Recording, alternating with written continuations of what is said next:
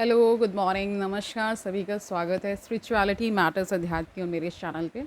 I hope सब अच्छा कर रहे होंगे अपनी लाइफ में, लाइफ को एंजॉय कर रहे होंगे। और आजकल जो हम प्रश्न उत्तर सीरीज़ लेकर के आ गए हैं, ठीक है। कल हम आत्महत्या से रिलेटेड प्रश्न ले रहे थे। ये जिद्दी कृष्णमूर्ति की किताब है, जे कृष्णमूर्ति शॉर्ट में कह देते हैं। तो हम उन्हीं की किताब से ये श्रृंखला हमने स्टार्ट की है, ठीक है। तो कल हमने आत्महत्या का आधा पार्ट किया था, यानी इसमें जो बहुत सारे प्रश्न उससे रिलेटेड, आत्महत्या से रिलेटेड प्रश्नकर्ता पूछते हैं और कृष्णमूर्ति उसका उत्तर देते हैं। ये पूरी एक, कह सकते हैं, एक श्रृंखला है और प्रश्न उत्तर के माध्यम से ही हमें हमारे उत्तर मिल रहे हैं, ठीक है। तो शुरू करते हैं आज का सेशन, लेट्स गेट स्टार्टेड। तो देखिए, कह रहे अब प्रश्नकर्ता ने फिर प्रश्न किया, इस पर इस चर्चा के उद्देश्य से मैं यह मानकर चलने की कोशिश कर रहा हूँ कि उस विपदा से बाहर निकलने की कोई राह नहीं, कि कोई रस। आप देखिए, होता क्या है कि हम अपने दैनिक जीवन में भी देखते हैं कि विभिन्न विभिन्न प्रकार के लोग हमें मिलते हैं। मतलब किसी का बैकग्राउंड अलग है, किसी का परिवेश, यानी उसकी जो परवरिश हुई है वो भी बिल्कुल अलग तरीके से हुई है। तो वो भी कहीं ना कहीं उसके सोच का निर्धारण कर देती है।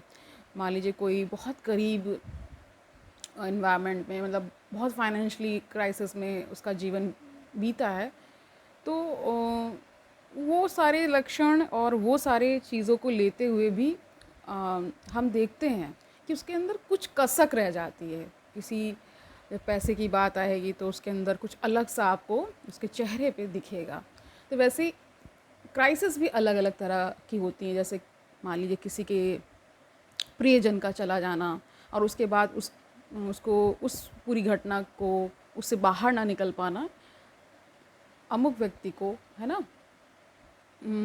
एक गहरी सोच में, चिंता में डाल देता है। और कई जब वो लक्षण और ज़्यादा बढ़ने लगते हैं तो ये आत्महत्या का ख्याल आता ही आता है। तो प्रश्नकर्ता ने कहा कि पर इस चर्चा के उद्देश्य से मैं यह मानकर चलने की कोशिश कर रहा हूँ कि उस विपदा से बाहर निकलने की कोई राह नहीं, कि कोई इस कृत्य को दुख वेदना से बचने के प्रयोजनवश अंजाम नहीं दे रहा, कि यह वास्तविकता से अलग हट जाना भी नहीं है। कृष्णमूर्ति कहते हैं, क्या जीवन में कोई संयोग, कोई संबंध, कोई वाक्य ऐसा है जिससे आप अलग हट ही नहीं सकते?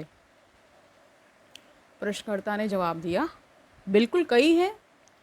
कृष्णमूर्ति कहते हैं, कई, लेकिन आप इस पर इसरार क्यों कर रहे हैं कि आत्महत्या ही निजात पाने का एकमात्र तरीका है?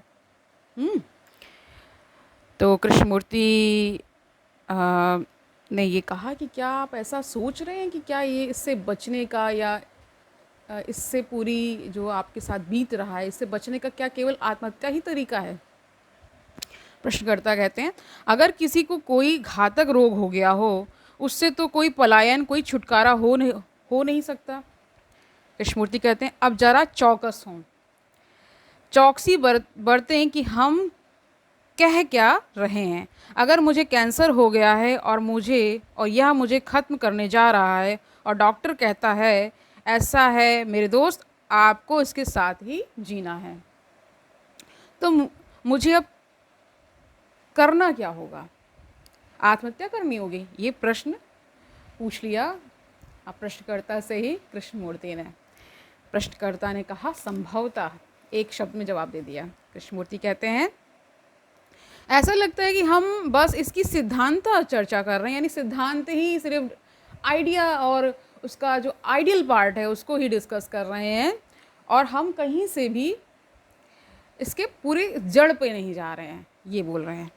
अगर मुझे व्यक्तिगत रूप से जानलेवा कैंसर होता, तब मैं निर्णय करता, विचार करता कि करना क्या है। तब यह सैद्धांतिक प्रश्न नहीं रह जाता, तब मैं यह पता लगाता कि सर्वाधिक प्रज्ञाशील कदम कौन सा होगा। अब प्रश्नकर्ता कहते हैं, क्या आप यह कह रहे हैं कि मैं यह प्रश्न परिकल्पनात्मक तौर पर नहीं पूछ सकता, अपितु केवल तभी पूछ सकता हूँ जब मैं वस्तुतः उस स्थिति में हूँ?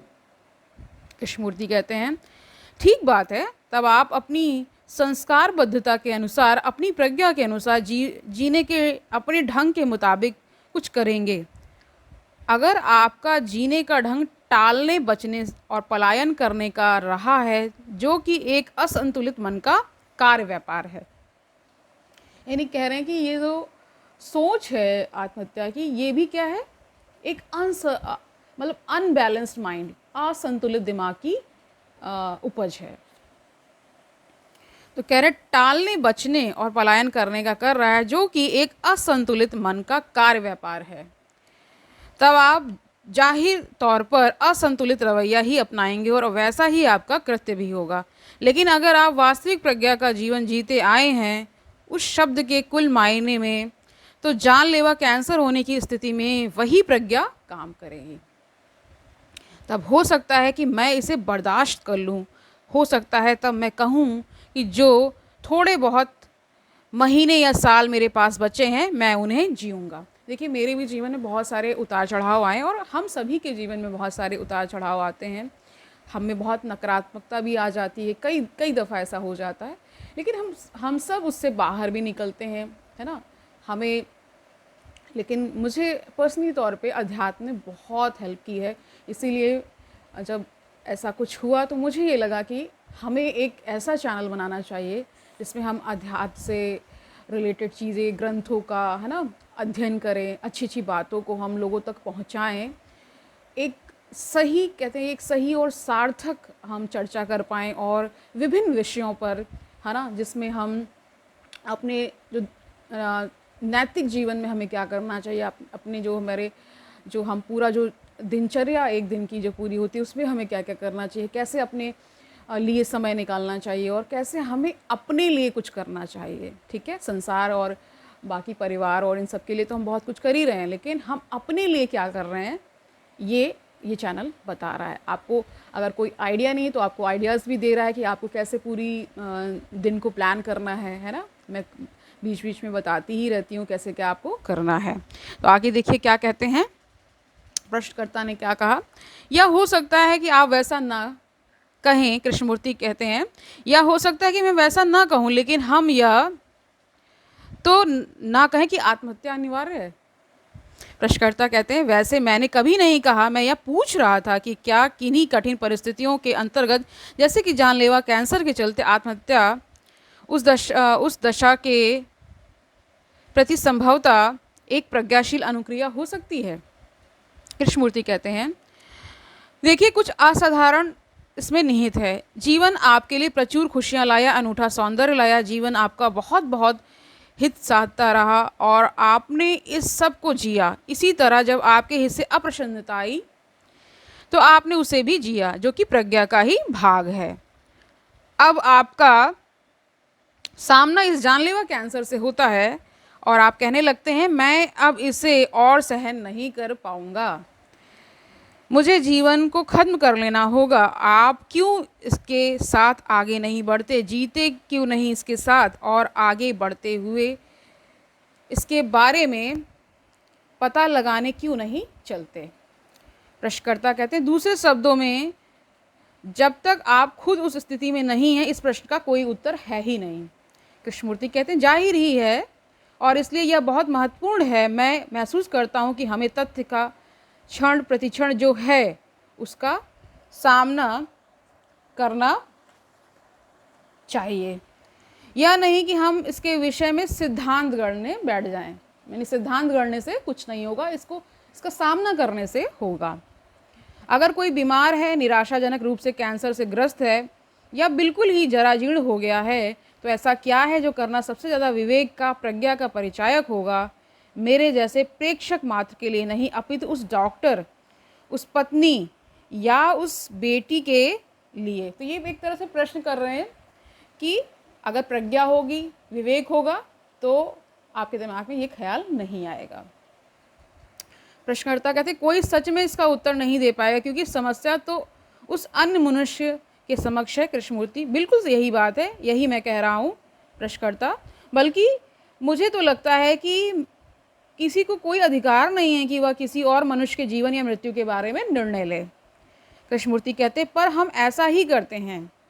हर तानाशाही यही किया करती है और परंपरा तो यह करती ही है। परंपरा बताती है कि आपको इस ढंग से जीना होगा, उस तरह से नहीं जीना होगा।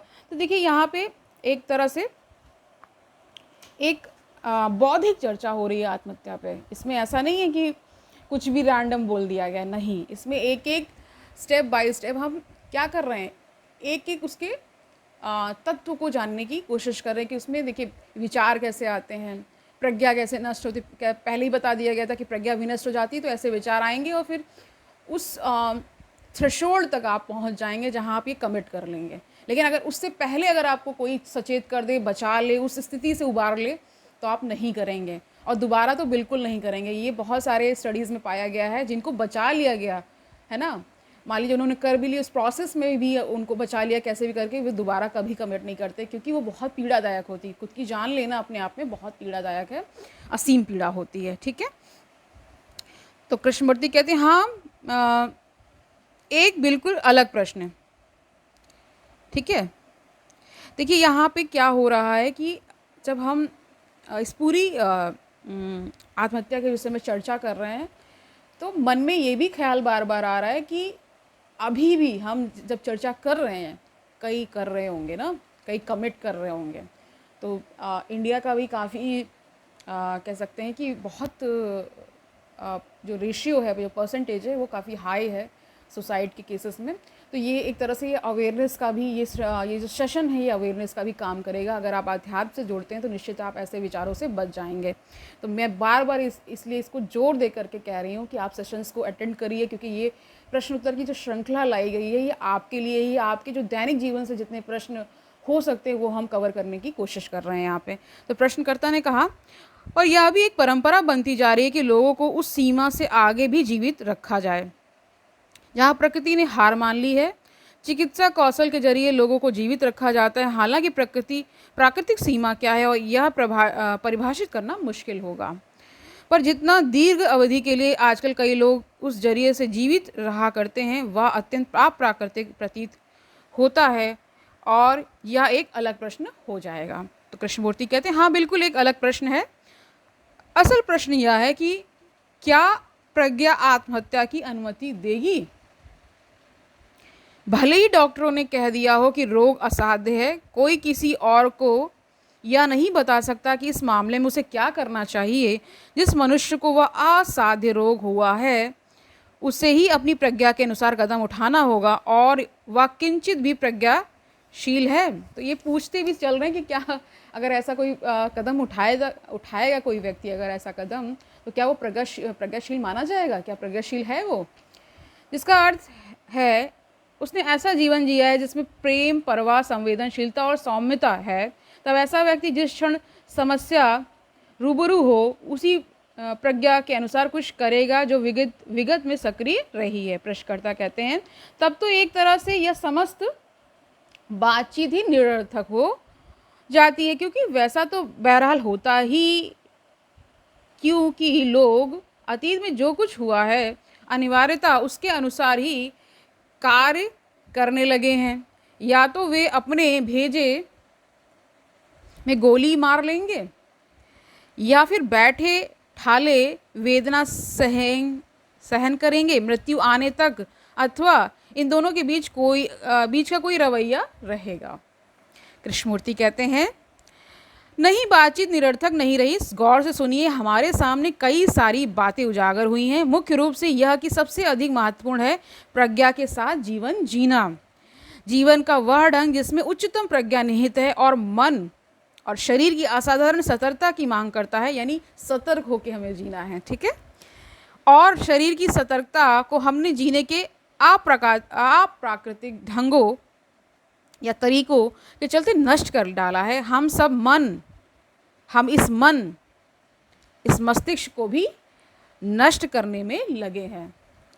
द्वंद्व तथा सतत दमन के चलते बात बात पर बरस पड़ने और हिंसा के जरिए, है ना, ये सब हमने किया है। बात बात पे गुस्सा हो जाना, किसी पे झड़प कर लेना, किसी को मारने पीटने लगना, क्रोध ज़्यादा प्रकट करना। देखिए कोई भी चीज़ लिमिट में अच्छी है, अगर अत्यधिक उसका करेंगे तो आपको उसका दुष्परिणाम आपको मिलने वाला है। ये मैं बार बार बोलती हूँ, अपने कर्मों पे आप विशेष चेकिंग रखिए, ठीक है। द्वंद्व तथा सतत दमन के चलते बार बार बात बात पर, है ना, बार बार और बात बात पर बरस पड़ने और हिंसा के जरिए, अतः यदि कोई इस सब को नकारते हुए इस ढंग से ज़िंदगी को जी रहा है, तब वह ज़िंदगी व प्रज्ञा किसी लाइलाज बीमारी से सामना होने के वक्त वही करेगी जो सम्यक है, सही है। सम्यक समझ रहे हैं आप? राइट, एकदम एक्यूरेट, ठीक है, वही करेगी। प्रश्नकर्ता कहते हैं, मैं देख रहा हूँ कि मैंने आपसे प्रश्न तो आत्महत्या के बारे में पूछा था, लेकिन उत्तर मुझे मिला है कि सही ढंग से जिया कैसे जाए। कृष्णमूर्ति कहते हैं, केवल यही रहा है। पुल से कूद रहा कोई शख्स यह नहीं पूछा करता क्या मैं आत्महत्या कर लूं, वह तो इसे अंजाम दे रहा है और सिलसिला वहीं खत्म हो जाता है। जबकि हम लोग किसी सुरक्षित आवास या किसी प्रयोगशाला में बैठकर जब यह प्रश्न उठाते हैं कि किसी मनुष्य को आत्महत्या करनी चाहिए अथवा नहीं, तो उसके कोई मायने नहीं है। प्रश्नकर्ता कहते हैं, तो यह प्रश्न ऐसा है जिसे पूछा नहीं जा सकता। कृष्णमूर्ति कहते हैं, नहीं, यह जरूर पूछा जाना चाहिए। व्यक्ति को आत्महत्या करनी चाहिए या आत्महत्या नहीं करनी चाहिए, या पूछा जाना जरूरी है, किंतु पता लगाएं कि इस प्रश्न के पीछे क्या है वह जो इसे पूछने के लिए प्रश्न करने वाले को प्रेरित कर रहा है। वह क्या है जो उससे आत्महत्या करने की ख्वाहिश करवा रहा है। ये सारे प्रश्न मेरे अंदर भी उठते थे जो यहाँ पे पूछे जा रहे हैं, ठीक है। कृष्णमूर्ति जो कह रहे हैं एग्जैक्टली मुझे यही फीलिंग आती थी, यही मेरे अंदर सवाल जवाब ऐसे चलता है। हम एक ऐसे शख्स को जानते हैं, क्योंकि मैं सोशियोलॉजी की स्टूडेंट रही हूँ, तो उसमें सुसाइड वगैरह बहुत सारा कुछ उसमें पढ़ना पड़ता था, तो उसमें फिर सोचना भी पड़ता था। जब अपने विचार रखने होते थे, क्वेश्चन आंसर के माध्यम से क्वेश्चंस भी पूछे जाते थे, तो फिर अपने विचार तो अनूठे ही होते हैं, ठीक है। आपके अपने आप क्या सोचते हैं ना, ठीक है। तो यहाँ देखते हैं क्या बता रहे हैं। कह रहे हैं प्रश्न करने वाले को प्रेरित कर रहा है, वह क्या है जो उससे आत्महत्या करने की ख्वाहिश करा रहा है। हम एक ऐसे शख्स को जानते हैं जो हालांकि आत्महत्या करने की हमेशा धमकी देता रहा है, पर उसने कभी आत्महत्या की नहीं, क्योंकि वह पूरा आलसी है। वह चाहता है कि हर कोई उसका भरण पोषण करे, वह कुछ भी नहीं करना चाहता। ऐसा मनुष्य तो आत्महत्या कर ही चुका है। वह मनुष्य जो अपनी जिद पर अड़ा है, शंकालु है, शक्ति और पद प्रतिष्ठा का लोभी है, उसने भी भीतरी तौर पर तो आत्महत्या कर ही ली है। वह बस छवियों की एक दीवार के पीछे जी रहा है। तो कोई भी मनुष्य जो अपनी किसी छवि के साथ, अपने वातावरण, उसके आच्छादन, अपनी राजनीतिक ताकत अथवा धर्म की छवि के साथ जीता है, वह पहले से ही खत्म हो चुका होता है। ये कृष्णमूर्ति ने कहा है। अब प्रश्नकर्ता कहते हैं, मुझे तो ऐसा लगता है कि आप जो कुछ कह रहे हैं वो यही है कि कोई भी जीवन जिसे प्रत्यक्षता सीधे सीधे नहीं जिया जा रहा। कृष्णमूर्ति, प्रत्यक्षता तथा प्रज्ञा पूर्वक। प्रश्नकर्ता कहते हैं, छवियों, संस्कारबद्धता और सोचने के सायों से बाहर जब तक कोई उस ढंग से नहीं जी रहा, उसका जीवन एक किस्म का अल्प प्राण, निरुत्साह, वजूद भर है ना। इस तरह से बीच बीच में प्रश्न भी हो रहे हैं। कृष्णमूर्ति कहते हैं, यकीनन ऐसा ही है। अधिकतर लोगों को आप देखें, वे किसी दीवार के पीछे रह रहे होते हैं। उनके ज्ञान की, उनकी इच्छाओं की, उनकी महत्वाकांक्षी दौड़ों की दीवार, वे लोग एक मानसिक असंतुलन, जिसे न्यूरोसिस कहा जाता है, की अवस्था में हैं, और वह असंतुलन उन्हें एक तरह की सुरक्षा देता है, जो कि आत्महत्या की सुरक्षा है।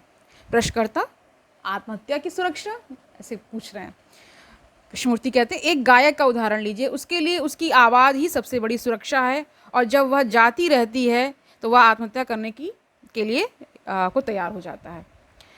जो सच में रोमांचक है और सत्य है, वो है अपने लिए ऐसी एक जीने की राह खोज पाना जो अत्यंत संवेदनशील एवं अतीव प्रज्ञापूर्ण हो, किंतु यह संभव ही नहीं यदि भय हो, दुश्चिंता हो, है ना, लोभ, ईर्ष्या की मौजूदगी हो, छवियों के निर्माण या धार्मिक अलगाव में जीना हो रहा हो, है ना। इसी अलगाव की हर धर्म आपूर्ति कराता रहा है। जो विश्वास किए बैठा है वह निश्चित रूप से आत्महत्या की कगार पर है, कारण कि उसने अपनी समस्त आस्था किसी एक विश्वास में प्रतिष्ठित कर रखी, और जब उस विश्वास पर प्रश्न चिन्ह लगता है तब वह भयभीत हो उठता है, और इस विश्वास को त्याग कर किसी दूसरे विश्वास, दूसरी छवि को अपनाने के लिए तैयार हो जाता है।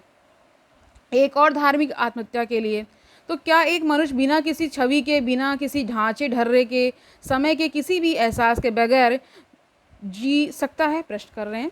मेरे कहने का मतलब यह नहीं है कि उस तरह से जीना कि कल क्या होने वाला है या कल क्या हुआ था, इसकी कोई परवाह ही ना हो। वह तो जीना ही नहीं हुआ। ऐसे लोग हैं जो कहा करते हैं जो भी वर्तमान है उससे निर्वाह करो, जितना बेहतर से बेहतर हो सकता है। यह भी हताशा का कृत्य है। असल में हमें यह नहीं पूछना चाहिए कि आत्महत्या करनी सही है या नहीं, अपितु पूछना हमें यह चाहिए कि वह क्या है जो मन की ऐसी अवस्था का कारण बनता है जिससे कोई आशा ही नहीं है। हालांकि आशा शब्द गलत है, क्योंकि आशा में तो भविष्य निहित है। हमें बल्कि यह पूछना चाहिए कि एक ऐसा जीवन कैसे घटित हो जो समय से रहित हो। समय के बगैर जीना वस्तुतः विपुल प्रेम का यह एहसास है, क्योंकि प्रेम समय का भाग नहीं है। प्रेम कुछ ऐसा नहीं है जो था अथवा होगा। इसका अन्वेषण करना तथा इसके साथ जीना ही वह यथार्थ प्रश्न है। आत्महत्या करनी चाहिए या नहीं एक ऐसे आदमी का प्रश्न है जो पहले ही अंशतः मरा हुआ है। आशा सबसे विकराल शय है। वह दांते ही था ना जिसने कहा था छोड़ दो उम्मीद को पीछे, यानी उम्मीद को पीछे छोड़ दो। ये दांते ने कहा था। ठीक है, ये फिलोसफर रहे हैं। जरा करो प्रवेश नरक में, उसके लिए स्वर्ग आशा ही कह रहे उसके लिए स्वर्ग आशा ही था, भयावह है यह। प्रश्नकर्ता ने क्या कहा लास्ट में? हाँ, आशा, अपना नरक आप है। तो देखिए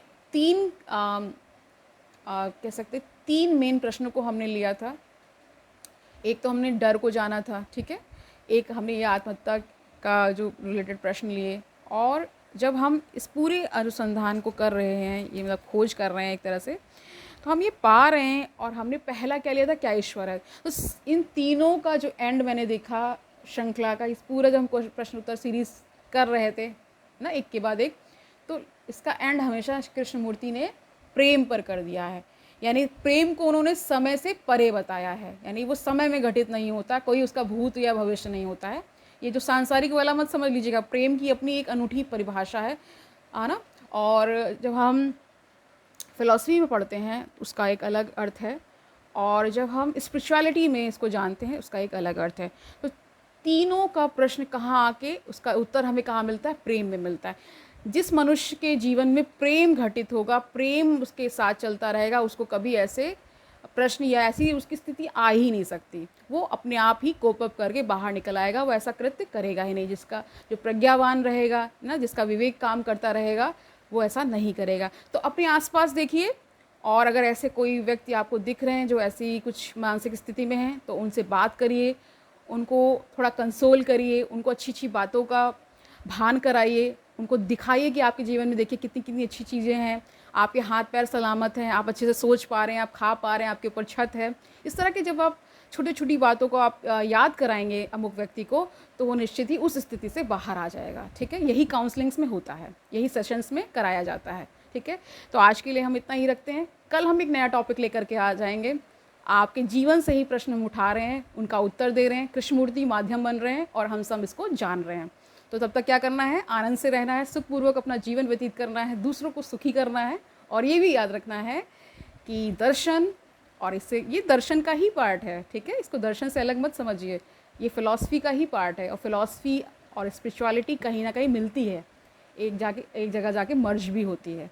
तो हम यही इसी श्रृंखला को चलाते रहेंगे, आपको इसी तरह आनंदित करते रहेंगे, आपको विभिन्न प्रश्नों और उसके उत्तरों से अवगत कराते रहेंगे, और आपसे यूं ही मिलते रहेंगे। कल मिलते हैं, तब तक के लिए हरिओम तत्सत।